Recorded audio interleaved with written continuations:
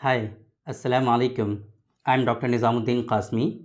I'm a sexual disorders and infertility specialist working here at Saira Healthcare and Hijama Center, Barabanki Uttar Pradesh.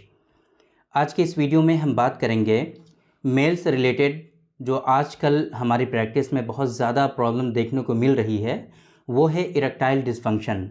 Erectile dysfunction के बारे में हम multiple videos में already discuss कर चुके हैं।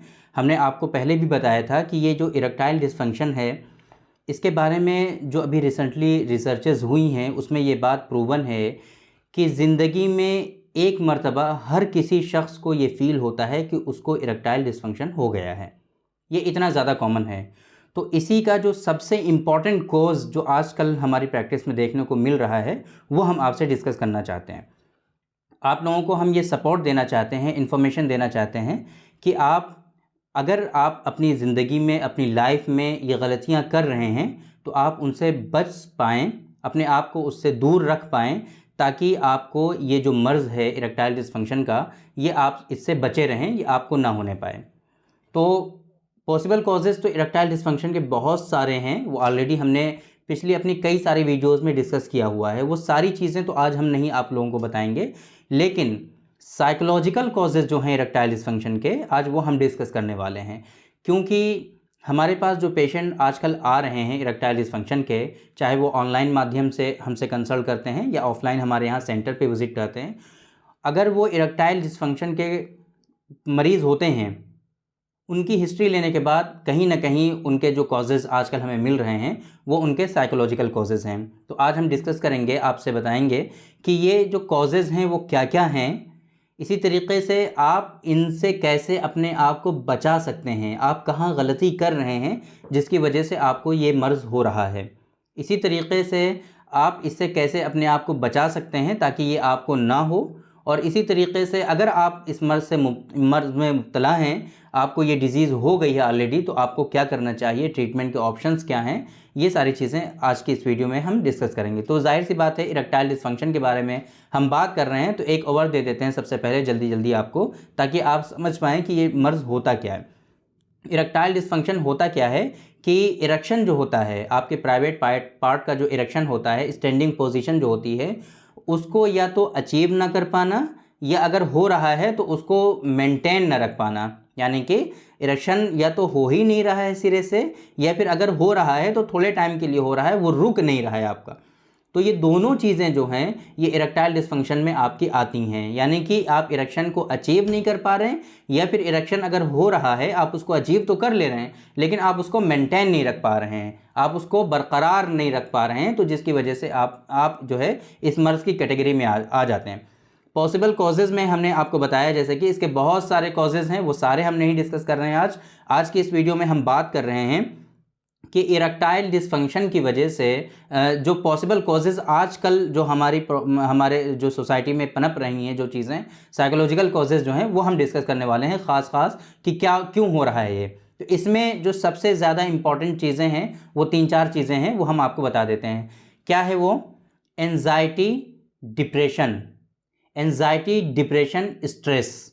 ये 3 चीज़ें, एंजाइटी, डिप्रेशन, स्ट्रेस, ये तीनों चीज़ें किसी से भी रिलेटेड हो सकती हैं। आपके फैमिली प्रॉब्लम्स की वजह से हो सकती हैं, आपके बिज़नेस प्रॉब्लम की वजह से हो सकती हैं, आपको बिज़नेस में बहुत ज़्यादा लॉस हो गया, आपने बहुत ज़्यादा इन्वेस्टमेंट कर दिया है अपने कारोबार में, लेकिन वहाँ से आपको ज़्यादा प्रॉफिट नहीं हो रहे हैं, या फिर आप जॉब करते हैं और वहाँ की जो प्रॉब्लम्स हैं, उस प्रॉब्लम्स की वजह से भी आपको एंजाइटी, डिप्रेशन और स्ट्रेस हो सकता है। ये जो साइकोलॉजिकल कॉज है, ये इंपॉर्टेंट रोल अदा कर रहे हैं आजकल। जितने पेशेंट हमारे पास आ रहे हैं इरेक्टाइल डिसफंक्शन के आजकल, उनमें आम तौर से एंजाइटी, डिप्रेशन और स्ट्रेस, ये तीनों चीज़ें उनमें मिलती हैं। देखिए, मेंटल इलनेस और भी हो सकते हैं, मेंटल हेल्थ से रिलेटेड प्रॉब्लम्स उनको और भी हो सकती हैं। वो हिस्ट्री लेने के बाद कंफर्म होता है कि इनको और क्या परेशानी है, बट कॉमनली जो चीज़ें डायग्नोज हो जाती हैं वो ये पता चलता है कि इसको या तो एंजाइटी है, या स्ट्रेस है, या फिर ये जो है डिप्रेशन में है, इसकी वजह से ये प्रॉब्लम होती हैं। एक बात ये, एक इसमें बहुत ज़्यादा इंपॉर्टेंट प्रॉब्लम है जिसकी वजह से इरेक्टाइल डिसफंक्शन लोगों में हो रहा है, वो क्या है? Relationship problems. वाइफ और हस्बैंड का जो रिलेशनशिप है उसकी जो प्रॉब्लम्स हैं ये बहुत ज़्यादा कॉमन हैं।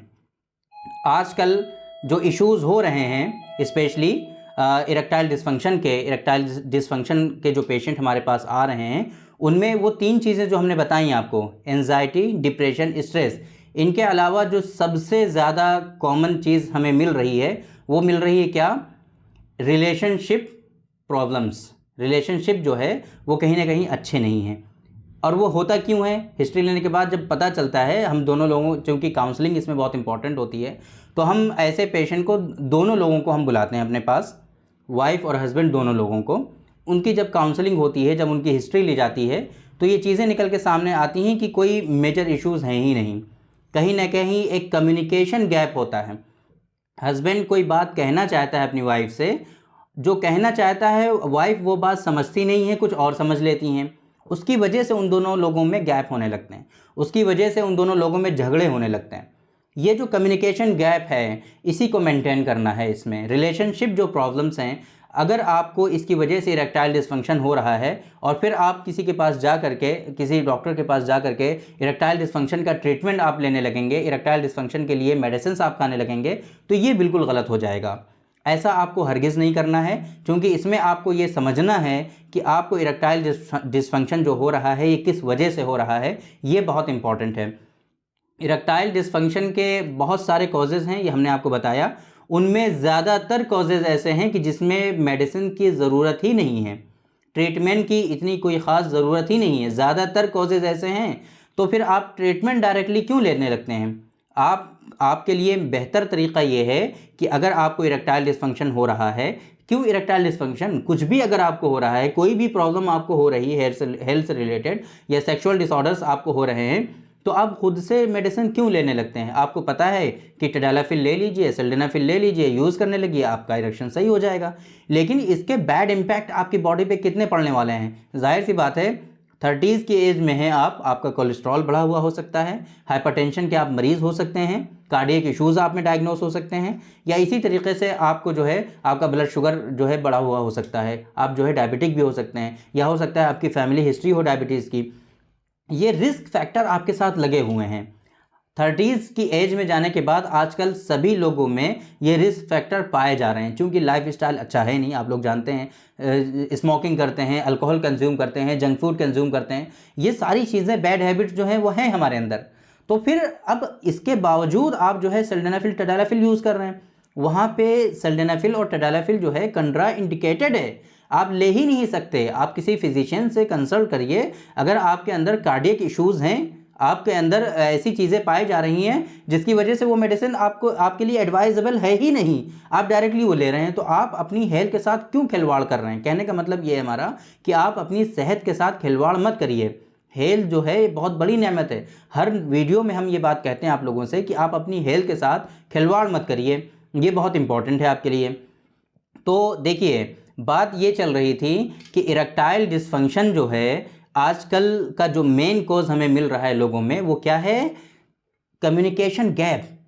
जो रिलेशनशिप है आपका, उसमें जो कम्युनिकेशन गैप आ रहा है, उसकी वजह से ये प्रॉब्लम ज़्यादा हो रही हैं। देखिए, रिलेशनशिप का अच्छा होना बहुत ज़रूरी है, सेक्सुअल लाइफ के लिए भी और दूसरी आपकी जो पर्सनल लाइफ है उसके लिए भी। अगर रिलेशनशिप आपका सही नहीं है, आप कोशिश ये करिए कि जहाँ पर भी प्रॉब्लम हो रही हैं, दोनों लोग मिल करके बैठ करके उन चीज़ों को सुलझाइए।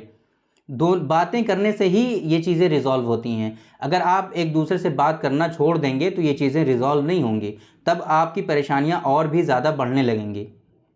अगर आप बात करना छोड़ देंगे तो परेशानियां आपकी कम नहीं होंगी, परेशानियां और बढ़ने लगेंगी। आपके हस्बैंड जो हैं उनको परेशानी ये होने लगेगी कि वो जो है डिप्रेशन में चले जाएंगे, एंजाइटी उनको होने लगेगा, स्ट्रेस के मर्ज़ में मुब्तला हो जाएंगे वो, है ना। फिर वो गलतियां करते हैं, किसी की वीडियो देख ली, किसी ने कुछ, उनके किसी फ्रेंड ने जो है प्रिस्क्राइब कर दिया कि जो है वैग्रा जाके खा लो, है ना, वो कैप्सूल खाने लगते हैं। उसकी वजह से उनकी डेथ हो सकती है, उसकी वजह से उनको कार्डियक अरेस्ट हो सकता है, इतनी ज़्यादा प्रॉब्लम होती है इसकी वजह से। तो आप इन चीज़ों को सीरियसली लीजिए। आप अपने रिलेशनशिप को बरकरार रखने के लिए इन चीज़ों को, ये छोटी छोटी चीज़ें होती हैं, बहुत बड़ी प्रॉब्लम नहीं है, ये मेजर इशू है ही नहीं है। इसके लिए ना कोई एक लंबे ट्रीटमेंट की ज़रूरत है, ना बहुत ज़्यादा कॉस्टली ट्रीटमेंट करने की ज़रूरत है, लेकिन फ़र्क पड़ता है सिर्फ समझ का, एजुकेशन का। इसलिए हमारी कोशिश ये है कि आप लोगों को सही इन्फॉर्मेशन पहुंचाई जाए, सही इन्फॉर्मेशन डिलीवर की जाए, ताकि आप लोगों को अगर इस तरह की प्रॉब्लम हो लाइफ में तो आप उससे अपने आप को बचा सकें, वक्त रहते हुए आप अपने आप को सही डायरेक्शन में ले जा सकें। ये इंपॉर्टेंट है आपके लिए।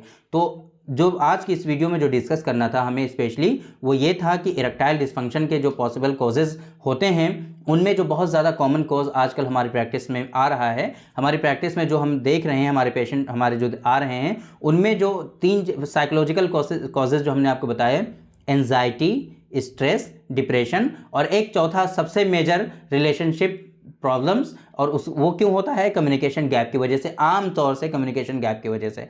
तो इसकी वजह से जो प्रॉब्लम होती है, इसके लिए बेहतर ये है कि आप डॉक्टर से मिलिए, आप जो है काउंसलिंग कराइए, आप अपनी, है ना, जो मसले हैं आपके उनको रिजॉल्व करिए। इंशाल्लाह ये परेशानी आपकी खुद ब खुद रिजॉल्व हो जाएगी। इसके लिए स्पेसिफिक ट्रीटमेंट की ज़रूरत नहीं है।